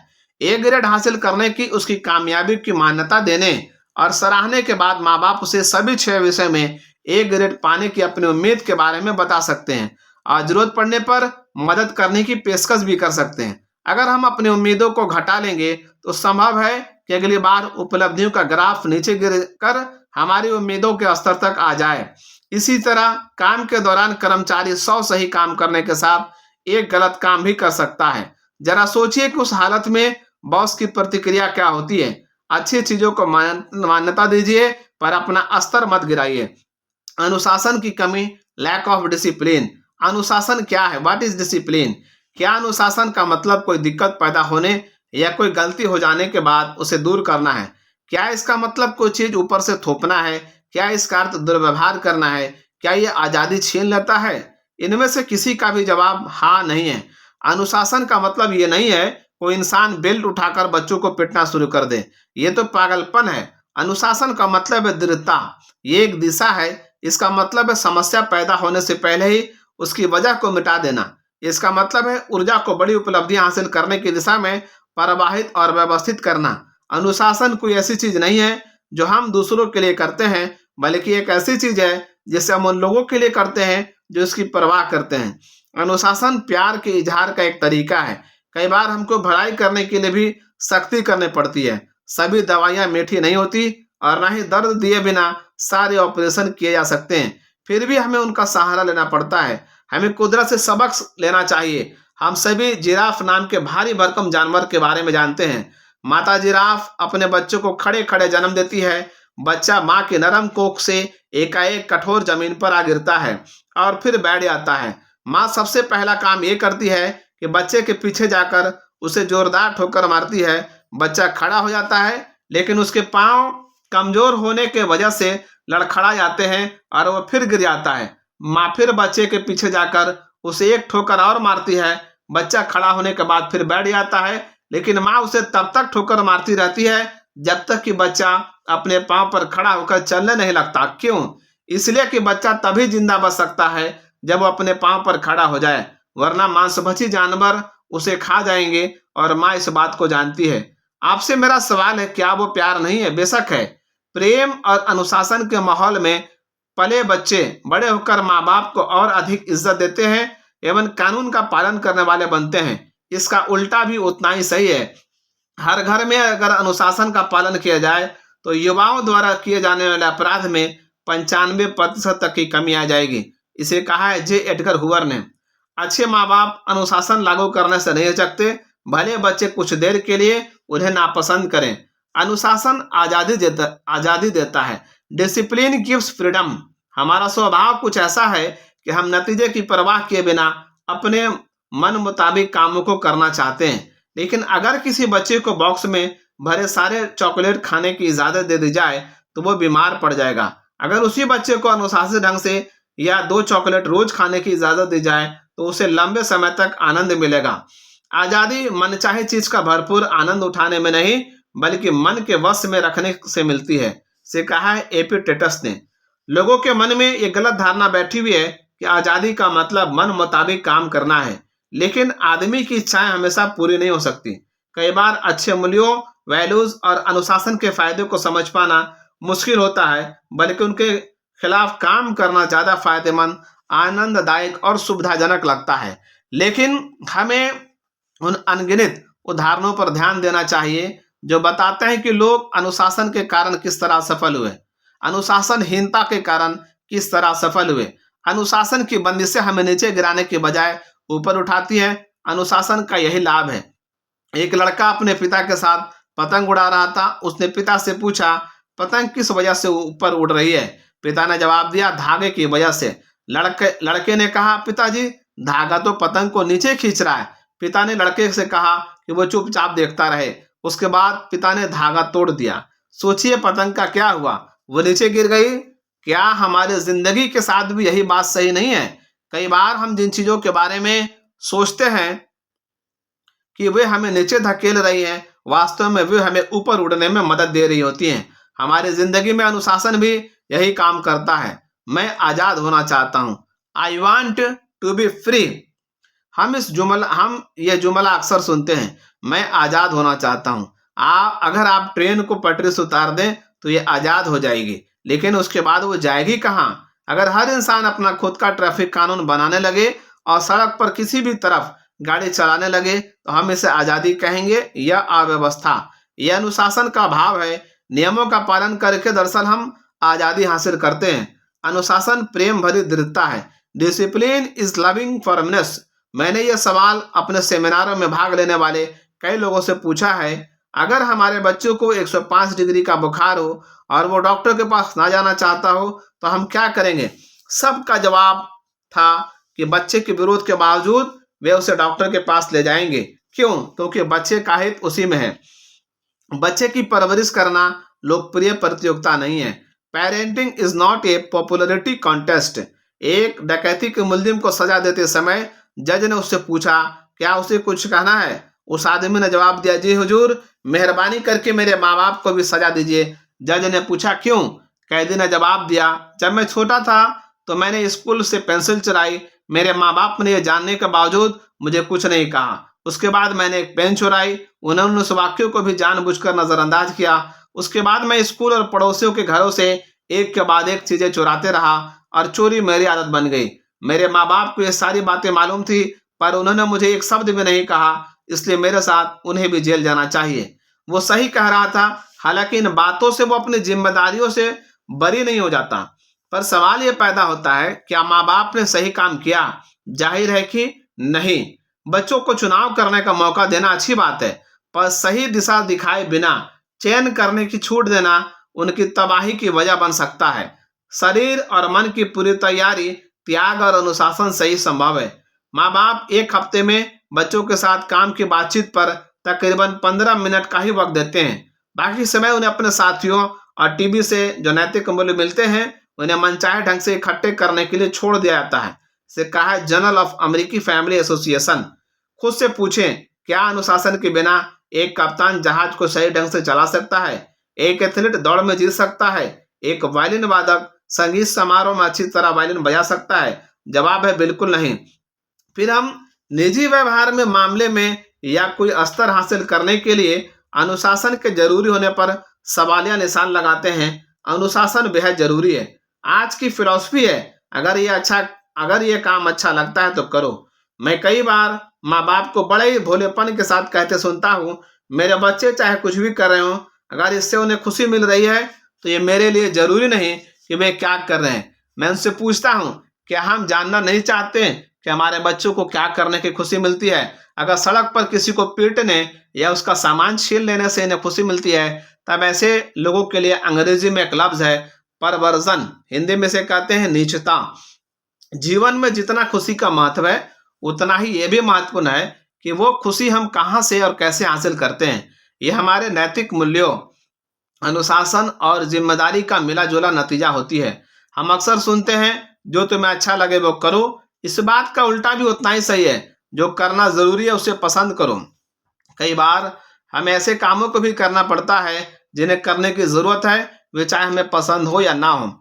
एक माँ दिन भर काम करने के बाद घर आती है, फिर घर के कामकाज निपटाती है, बच्चे की देखभाल करती है और आखिर में थकी हारी सो जाती है। आधी रात को बच्चा रोने लगता है। ऐसे में थक कर सोई माँ को क्या उठना चाहेगी? नहीं, मगर फिर भी वो उठती है। क्यों? इसकी 3 वजह: प्यार, फर्ज, जिम्मेदारी। हम जिंदगी सिर्फ भावनाओं के सहारे नहीं गुजार सकते, हमें अनुशासन की भी जरूरत होती है, चाहे हमारी उम्र कितनी ही हो। जिंदगी में कामयाबी तभी मिलती है जब हम अपनी इच्छाओं के आगे घुटने के बजाय वो करें जो किया जाना चाहिए या जिसे करने की जरूरत है। इसके लिए जरूरत है अनुशासन की। माँ बाप, गुरु या अधिकारियों द्वारा लगाए गए लेबल या नीचा दिखाने वाली टिप्पणियां, labelling and put downs bye parents, teachers and supervisors. क्या आपने कई माँ बाप को अपने बच्चों को मजाक में या प्यार से लल्लू या भोंदू कहकर पुकारते सुना है। ऐसे लेबल आदमी पर जिंदगी भर के लिए चिपक जाते हैं। बड़े होने पर वही बच्चे माँ बाप की टिप्पणियों की सही साबित करते हैं। ये लेबल जिंदगी भर के लिए नहीं बल्कि पीढ़ियों तक साथ लग जाते हैं। भारत में जाति प्रथा इस बात का जीता जागता उदाहरण है कि लेबल लग जाना कितना तकलीफदेह हो सकता है। ऊंची जाति या नीची जाति के ये बातें सिर्फ लेबल नहीं तो और क्या है। आमतौर पर माता पिता अपने बच्चों पर इस तरह के लेबल लगाते हैं। तुम भोंदू हो, तुम कोई भी काम सही ढंग से नहीं करते, तुम जिंदगी में कुछ नहीं कर पाओगे। सही मूल्यों की शिक्षा, टीचिंग द राइट वैल्यूज। कई बार असावधानी या अनजाने में हम अपने परिवार या दफ्तर में गलत मूल्यों को शिक्षा देते हैं। जैसे हम अपने बच्चों या कर्मचारियों को अपने लिए झूठ बोलने को कहते हैं। उदाहरण के तौर पर उन्हें कहो कि मैं यहाँ पर नहीं हूँ, उन्हें कहो कि चेक डाक से भेज दिया गया है। हम अपने माँ बाप, गुरु या सुपरवाइजर से ये उम्मीद करते हैं कि वे हमें सच्चाई सिखाएंगे, लेकिन कई बार हमें निराशा ही मिलती है। लोग इस तरह के छोटे मोटे झूठ बोलते बोलते पेशेवर झूठ बोलने वाले बन जाते हैं। जब हम औरों को हमारे लिए झूठ बोलना सिखाते हैं तो एक दिन ऐसा आता है जब वे हमसे भी झूठ बोलने लगते हैं। जैसे सेक्रेटरी फोन पर अपनी बीमारी का बहाना करती है जबकि वो शॉपिंग करने के लिए जाना चाहती है। हो सकता है उसके बॉस ने उससे अपने लिए झूठ बोलने की इतनी प्रैक्टिस करवाई हो कि इसमें एक्सपर्ट होकर वो उसी से झूठ बोल रही है। पहले वो उसके लिए झूठ बोलती थी, अब उसी से झूठ बोलती है। ऊंचा आत्मसम्मान विकसित करने के तरीके, step to building a positive self esteem. अपनी कमियों को खूबियों में बदलें, टर्न स्कार्स इनटू स्टार्स। ऐसे लोगों की जीवनी पढ़ें जिन्होंने निराशा को आशा में, नुकसान को फायदे में, रास्ते के पत्थरों को सफलता की सीढ़ी में बदल दिया हो। ऐसे लोग दुखी और उदास होने से इनकार कर देते हैं। वे मायूसियों और नाकामयाबियों को अपने ऊपर हावी नहीं होने देते। दुनिया को सर्वश्रेष्ठ संगीत देने वाले बीथोवन भी थे। उनकी अक्षमता क्या थी? वे बहरे थे। प्रकृति के ऊपर सर्वश्रेष्ठ कविताएं लिखने वालों में से एक थे मिल्टन। उनकी अक्षमता क्या थी? वे अंधे थे। फ्रैंकलिन डी रूजवेल्ट अमेरिका के सर्वश्रेष्ठ राष्ट्रपति और दुनिया के महानतम नेताओं में से थे। उनकी अक्षमता क्या थी? वे चल फिर नहीं पाते थे, जिसे उन्हें व्हील चेयर पर बैठकर ही सारा काम करना पड़ता था। विल्मा रुडोल्फ की कहानी, the Wilma Rudolph story. Wilma Rudolph का जन्म टेनेसी के एक गरीब परिवार में हुआ था। 4 साल की उम्र में उसे डबल निमोनिया और काला बुखार गंभीर रूप से बीमार कर गया। इसकी वजह से उसे पोलियो हो गया। वो पैरों को सहारा देने के लिए ब्रेस पहना करती थी। डॉक्टरों ने तो यहाँ तक कह डाला था कि वो जिंदगी भर चल फिर नहीं सकेगी, लेकिन विल्मा की मां ने उसकी हिम्मत बढ़ाई और कहा कि ईश्वर की दी हुई क्षमता, मेहनत और लगन से वो तो जो चाहे कर सकती है। ये सुनकर विल्मा ने कहा कि वो इस दुनिया के सबसे तेज धाविका बनना चाहती है। 9 साल की उम्र में डॉक्टरों के मना करने के बावजूद विल्मा ने ब्रेस को उतार कर पहला कदम उठाया, जबकि डॉक्टरों ने कहा था वो कभी चल नहीं पाएगी। 13 साल की होने पर उसने अपनी पहली दौड़ प्रतियोगिता में हिस्सा लिया और सबसे पीछे रही। उसके बाद वो दूसरी, तीसरी, चौथी दौड़ प्रतियोगिताओं में हिस्सा लेती रही और हमेशा आखिरी स्थान पर आती रही। तब तक वो कोशिश करती रही जब तक वो दिन नहीं आ गया जब वो फर्स्ट आई। 15 साल की उम्र में विल्मा टेनेसी स्टेट यूनिवर्सिटी गई, जहां वो एड टेम्पल नाम के कोच से मिले। विल्मा ने उन्हें अपनी यह ख्वाहिश बताई कि मैं दुनिया की सबसे तेज धाविका बनना चाहती हूँ। तब टेम्पल ने कहा, तुम्हारी इसी इच्छा शक्ति की वजह से तुम्हें कोई भी नहीं रोक सकता और साथ में मैं भी तुम्हारी मदद करूंगा। आखिर वो दिन आया जब विल्मा ने ओलंपिक में हिस्सा लिया। ओलंपिक में दुनिया के सर्वश्रेष्ठ खिलाड़ियों में मुकाबला होता है। विल्मा का मुकाबला जूता हैन से था, जिसे कोई भी हरा नहीं पाया। पहली दौड़ 100 मीटर की थी, जिसमें विल्मा ने जूता को हराकर अपना पहला गोल्ड मेडल जीता। दूसरी दौड़ 200 मीटर की थी, इसमें विल्मा ने जूता को दूसरी बार हराया और उसे दूसरा गोल्ड मेडल मिला। तीसरी दौड़ 400 मीटर की रिले रेस थी और विल्मा का मुकाबला एक बार फिर से जूता से ही था। रिले में रेस का आखिरी हिस्सा टीम का सबसे तेज एथलीट ही दौड़ता है, इसलिए विल्मा और जूता दोनों को अपने अपने टीमों के लिए दौड़ के आखिरी हिस्से में दौड़ना था। विल्मा को टीम के 3 लोग रिले रेस के शुरुआती 3 हिस्से में दौड़े और आसानी से बैटन बदले। जब विल्मा के दौड़ने की बारी आई, उसके हाथ से बैटन ही छूट गई, लेकिन विल्मा ने देख लिया कि दूसरे छोर पर जूता हैन तेजी से दौड़ चली है।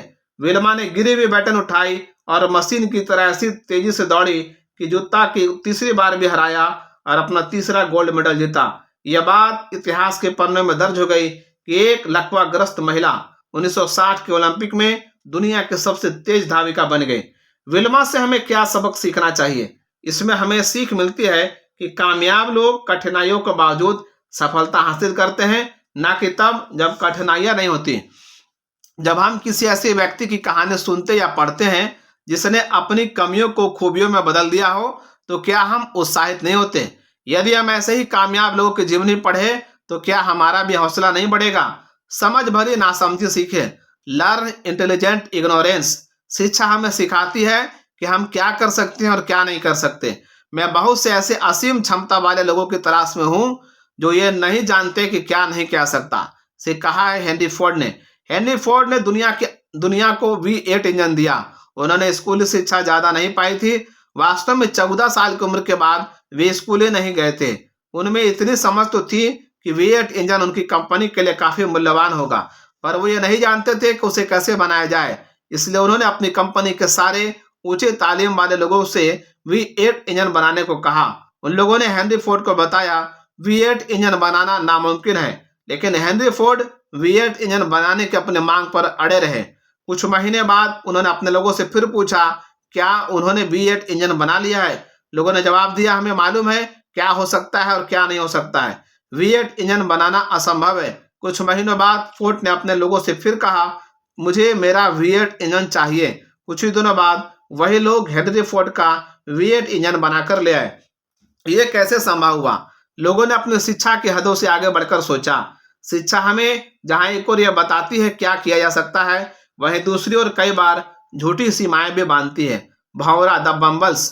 हमें कुदरत से सीखने की जरूरत है। वैज्ञानिकों के मुताबिक भौरे का शरीर काफी भारी है और उड़ने के लिहाज से पंख का फैलाव काफी कम होता है। उड़ान के नियमों एरोडायनेमिक्स के अनुसार भौरा उड़ नहीं सकता, लेकिन भौरे को इस बात की खबर नहीं और वो उड़ता रहता है। जब हम अपनी हदों और सीमाओं को नहीं जानते तो हम बड़े और ऊंचे काम करके खुद को ही आश्चर्यचकित कर देते हैं। पीछे मुड़कर देखने पर हैरानी होती है, क्या मेरी कोई सीमा भी थी? हम सिर्फ उन्हीं सीमाओं से बंधे हैं जो हमने अपने लिए खुद बनाई है। शिक्षा को अपने ऊपर बंधन मत लगाने दें। उन लोगों के लिए कुछ करें जो बदले में हमको कुछ भी नहीं दे सकते। Do something for others who can not repay we in cash or kind. विश्व प्रसिद्ध मनोचिकित्सक डॉक्टर कार्ल मनिंजर ने से एक बार पूछा गया, आप उस इंसान को क्या सलाह देंगे जिसके बारे में आप जानते हैं कि उसका नर्वस ब्रेकडाउन होने वाला है? दर्शक उम्मीद कर रहे थे डॉक्टर मैनेजर ऐसे इंसान को किसी पेशेवर डॉक्टर से सलाह लेने को कहेंगे, लेकिन उन्होंने यह जवाब नहीं दिया। डॉक्टर मैनेजर ने कहा, मैं ऐसे इंसान को यह सलाह दूंगा कि वो शहर के दूसरे हिस्से में जाकर किसी जरूरतमंद की मदद करे। ऐसा करने से हम अपने दायरे से बाहर निकल आते हैं। कई बार हम अपने रास्ते की रुकावट खुद बन जाते हैं। क्या यह बात सही नहीं है? सोशल वर्कर बनिए, इससे हमारा महत्व खुद की नजरों में बढ़ जाता है। जैसी मदद आप दूसरों से खुद के लिए चाहते हैं, दूसरों को वैसे ही मदद करें। यह हमको संतोष की भावना देगा। बदले में बिना कुछ पाने की भावना के साथ दूसरों की मदद करने से किसी भी व्यक्ति में स्वाभिमान बढ़ता है। एक अच्छी शख्सियत वाले व्यक्ति को सिर्फ लेने की नहीं, देने की भी जरूरत होती है। तारीफ लेना और देना सीखें। Learn give and receive compliments. दूसरों की सच्ची तारीफ करने का कोई मौका हाथ से ना जाने दें। याद रखें कि इसमें सबसे महत्वपूर्ण शब्द है सद्भाव, सच्चाई और ईमानदारी। जब दूसरे आपकी तारीफ करते हो तो उसे शिष्टता और नम्रता से दो शब्द आपका धन्यवाद कहते हुए स्वीकार करें। यह विनम्रता की निशानी है। जिम्मेदारी कबूल करें। Accept responsibility. हमें अपने व्यवहार और काम की जिम्मेदारी को कबूल करना चाहिए और बहानेबाजियों से बचना चाहिए। उस स्टूडेंट की तरह ना बने जो सिर्फ इसलिए फेल हो गया क्योंकि उसे टीचर का विषय पसंद नहीं आया। सबसे ज्यादा नुकसान वो किसे पहुंचाता है? हमें अपनी जिम्मेदारी को कबूल करके दूसरे को दोष देना बंद करना चाहिए। इससे हमारी उत्पादकता, प्रोडक्टिविटी और जीवन की गुणवत्ता, क्वालिटी में सुधार आएगा। अधिकार हमारी जिम्मेदारियों से बड़े नहीं हो सकते। हमारे अधिकारों की सुरक्षा हमारी जिम्मेदारियों के पालन से ज्यादा नहीं बढ़ सकती। John F Kennedy.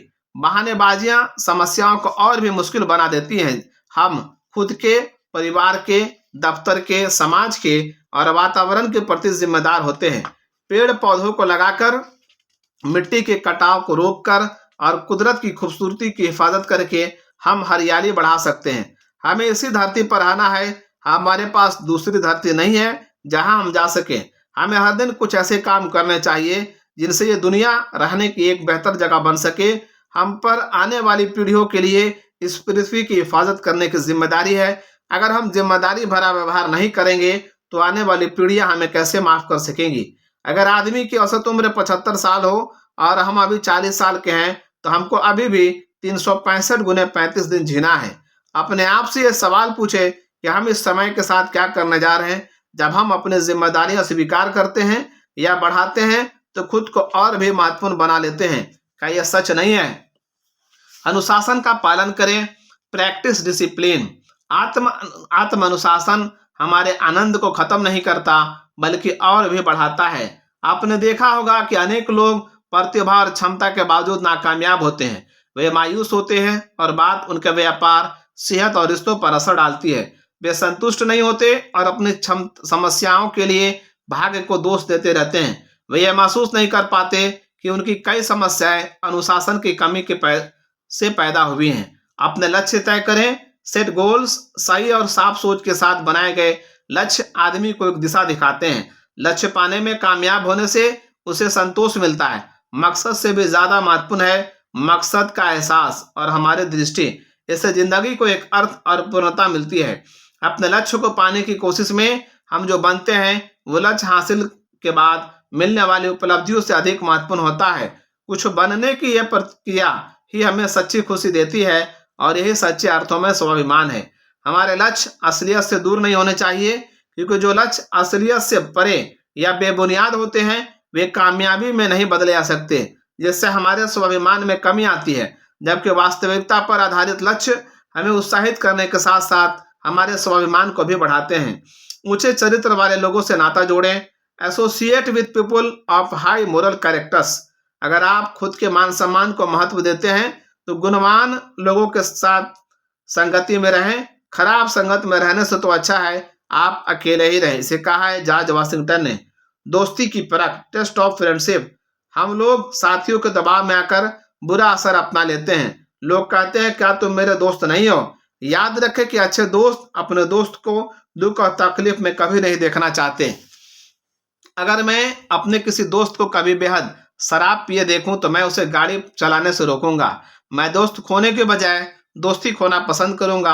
अक्सर ऐसा देखा गया है, लोग दूसरों की नजर में अच्छा बनने के लिए गलत काम भी बड़ी आसानी से कर जाते हैं और कहते हैं बड़ा मजा आया, मगर वे ये नहीं समझ पाते कि उनका यही मजा उनकी जिंदगी को मजाक बना देता है।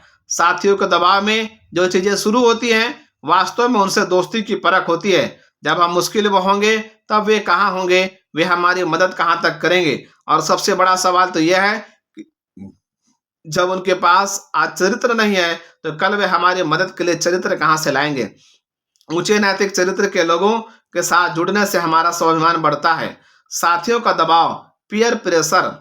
जब किसी इंसान में झुंड में शामिल होने की इच्छा सच्चाई पर डटे रहने की इच्छा से ज्यादा ताकतवर होती है तो ये साफ है कि उसमें साहस और चरित्र की कमी है। लोगों के साथ में बने रहने के लिए उनका साथ देते रहना सुविधाजनक होता है।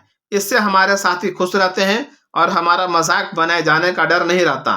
मगर यहीं पर ऊंचे दर्जे के आत्मसम्मान वाले लोग एक सीमा रेखा खींच लेते हैं। यहीं पर बड़े और छोटे का फर्क पता चल जाता है। उदाहरण के तौर पर स्कूली बच्चे अपने ग्रुप का हिस्सा इसलिए बने रहना पसंद करते हैं ताकि उन पर कोई हंसे नहीं। वे जवाब देने का पहल नहीं करते क्योंकि उन्हें डर होता है दूसरे उनका मजाक उड़ाएंगे। कारखाने के कर्मचारी अपने साथियों को खुश करने के लिए जानबूझकर अपना उत्पादन कम रखते हैं और ज्यादा मेहनत नहीं करते। थोड़ी सी ढील चलती है। मॉडरेशन। बहुत से लोग कहते हैं थोड़ी सी ढील चलती है, मैं थोड़ा बहुत कोशिश करके छोड़ दूंगा। सवाल यह है क्या थोड़ा बहुत धोखा देना ठीक है? क्या थोड़ा बहुत झूठ बोलना ठीक है? क्या नशीली दवाओं का थोड़ा बहुत सेवन ठीक है? क्या थोड़ी बहुत चोरी करना ठीक है? क्या थोड़ा बहुत नाजायज संबंध रखना ठीक है? कुछ लोग बार बार दलील लेते हैं मैं जब चाहूं तब इन बुराइयों को छोड़ सकता हूं। वे ये महसूस नहीं करते कि इच्छा शक्ति के मुकाबले बुरे असर ज्यादा ताकतवर होते हैं। बाहरी असर से नहीं बल्कि अंदरूनी प्रेरणा से काम करें। Become internally driven not externally driven. किसी दिन अगर कोई इंसान बहुत खुशमिजाजी के साथ सोकर उठे और मुझे फोन करके कहे तुम दुनिया में सबसे बेहतरीन आदमी हो, तुम काफी अच्छा काम कर रहे हो, मैं तुम्हें यह बताना चाहता हूं कि तुम्हें अपना दोस्त कहने में मुझे गर्व महसूस होता है। मैं जानता हूं कि यह बातें ईमानदारी से कह रहा है। ये सुनकर मुझे कैसा लगेगा? जाहिर है बहुत अच्छा। मगर अगले दिन जब वो झुंझुलाहट के साथ सोकर उठता है और मुझे फोन कर कहता है कि तुम दुष्ट, जालसाज और मक्कार हो, तुम शहर के सबसे बड़े धोखेबाज हो, ये सुनकर मुझे कैसा महसूस होगा? जाहिर है बहुत ही बुरा। जब उसने पहले दिन कहा तुम सबसे अच्छे आदमी हो, मैंने अच्छा महसूस किया। अगले दिन जब उसने मुझे दुष्ट कहा तो मैंने बहुत बुरा महसूस किया। मेरी जिंदगी को कौन कंट्रोल कर रहा है? यकीनन वो इंसान। क्या मैं अपना जीवन ऐसे गुजारना चाहता हूं? हरगिज नहीं। यह हुई बाहरी दबावों में चलने के बाद। मैं अंदरूनी प्रेरणा में चलने वाला बनना चाहता हूं। जब उसने मुझे जब उसने मुझे फोन किया और मुझे सबसे अच्छा व्यक्ति कहा तो सुनने में तो यह बात बड़ी अच्छी लगी। लेकिन अगर वो मेरी तारीफ में यह बात ना भी कहता तो भी मैं अपने नजरों में एक अच्छा इंसान ही हूँ। और अगले दिन जब उसने मेरी बुराई की तो उसके शब्द मुझे भले ही बुरे लगे पर भी मुझे छोटेपन का एहसास नहीं पैदा कर सकते, क्योंकि अपनी नजरों में मैं अभी अच्छा इंसान हूँ। जब लोग ऐसी बातें कहते हैं तुम मुझे नाराज करते हो तो यहाँ पर कंट्रोल बाहरी है, लेकिन जब मैं कहता हूँ मैं तुमसे नाराज हूँ तो यहाँ पर कंट्रोल अंदरूनी है।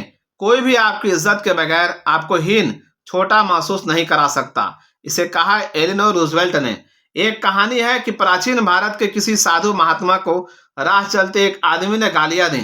उस महात्मा ने बिना परेशान हुए उन बातों को तब तक सुना जब तक वह आदमी बोलते बोलते थक न गया।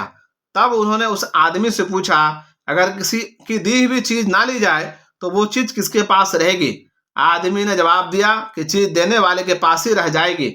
महात्मा ने कहा, मैं तुम्हारी इस देन को लेने से इनकार करता हूँ। और वो उस आदमी को हक्का बक्का और हैरान छोड़कर चल दिए। उस महात्मा का खुद पर अंदरूनी कंट्रोल था। जब तक हम बाहरी बातों को दोष देते रहेंगे तब तक हमारे दुख बने रहेंगे और हम खुद को लाचार महसूस करते रहेंगे। जब तक हम अपने एहसास और व्यवहार की जिम्मेदारी खुद नहीं लेंगे तब तक हमें कोई बदलाव नहीं आएगा। हमें सबसे पहले खुद से सवाल करना चाहिए, मैं परेशान क्यों हुआ? मैं गुस्सा क्यों हुआ? मैं निराश क्यों हुआ? तब हमें इन सब पर काबू पाने के उपाय सूझने लगते हैं। खुशी सकारात्मक स्वाभिमान का नतीजा है। अगर हम लोगों से पूछे कि उन्हें किन बातों से खुशी मिलती है तो हमको बहुत किस्म के जवाब मिलेंगे। इनमें से ज्यादातर लोग इन धन दौलत ऐशो आराम की चीजों के नाम बताएंगे, लेकिन असली खुशी उन चीजों को पाने में नहीं है, खुशी बनने में है, ना कि पाने में। जीवन में किसी के पास सब कुछ होने पर भी ये जरूरी नहीं है कि वो खुश हो। इसका उल्टी बात भी इतना ही सही है। खुशी अंदरूनी होती है। खुशी तो एक तितली की तरह है जिसके पीछे हम जितना दौड़ते हैं वो उतना ही आगे उड़ती जाती है और हाथ नहीं आती। अगर हम चुपचाप खड़े हो जाएं तो हमारे कंधे पर खुद ब खुद बैठ जाती है। खुशी लाने वाली दिमागी सोच बनाएं। Develop a mindset that brings happiness. कड़वाहट भावनात्मक नाकामयाबी की पहचान है। ये अच्छे काम करने की हमारी क्षमता को अपाहिज कर देती है।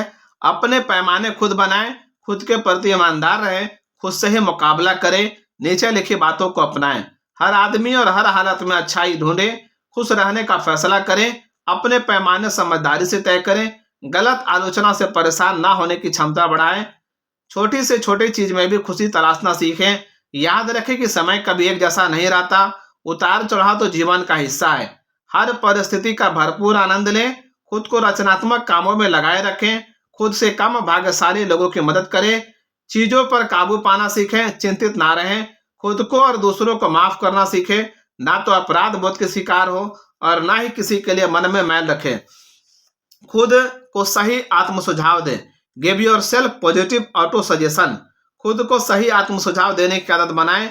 आत्म सुझाव हमारे अवचेतन मन को प्रभावित करके हमारी सोच के तरीके को बदलता है और हमारे व्यवहार में हमारी सोच ही झलकती है। इस तरह आत्म सुझाव हमारे सोच के तरीके को प्रभावित करके हमारे व्यवहार पर असर डालता है। एक तरह से ये आत्मविश्वास जगाने वाली भविष्यवाणियों का रूप ले लेता है। इस तरह के आत्म सुझावों के कुछ उदाहरण ये हैं: मैं इसे संभाल सकता हूं, मैं इसे कर सकता हूं, मैं हिसाब में अच्छा हूं, मेरी याददाश्त अच्छी है। हमारी सबसे बड़ी ताकत हमारी सबसे बड़ी कमजोरी भी बन सकती है। Our greatness strength can become our greatest weakness. हमारा कोई गुण हद से ज्यादा बढ़ने पर कमजोरी में बदल जाता है। उदाहरण के तौर पर सेल्स के पेशे में अच्छी तरह से बात करना एक हुनर है।